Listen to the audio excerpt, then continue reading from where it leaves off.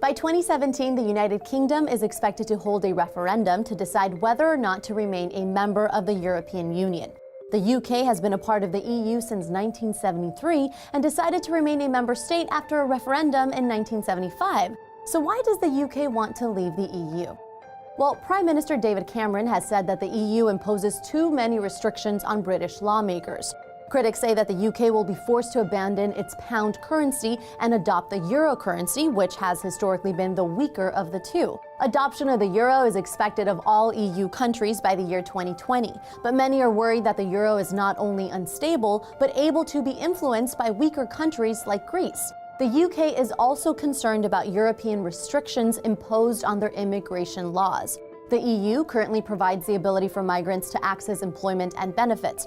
However, the British Prime Minister has been working to restrict benefits and housing to those who have been in the country for at least 4 years. This proposal has been directly opposed by the European Commission, leading many Britons to question why the EU has so much say in British welfare. Some conservative groups feel like Europe is manipulating the British government, and that policymakers have lost control over trade, human rights, and migration.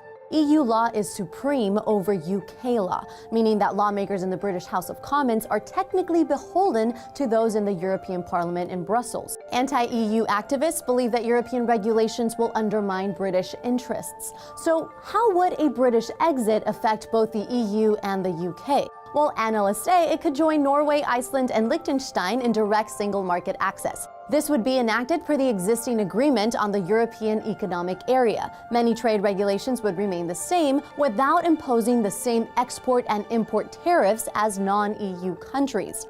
However, it wouldn't help the UK's issues with free movement of labor, which is still guaranteed in the EEA agreement. It would also slow investment in the UK, which would no longer be seen as an entryway into EU trade.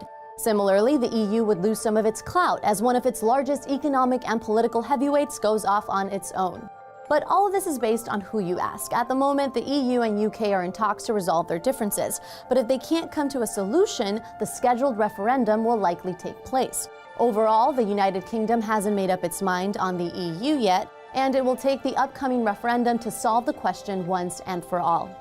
Greece has also threatened to leave the Eurozone, raising the question of whether being an EU member is even worth it. Learn more about the EU's struggles in our video here. In 1993, the European Union, as we now know it, emerged and offered all EU citizens a common visa, a common legislative and judicial body, and common voting rights. Later in the 90s, a common currency, the euro, was also established between many of the European Union members. Thanks to your help, TestTube News is so close to hitting 1 million subscribers, so make sure to like and subscribe for new videos every day.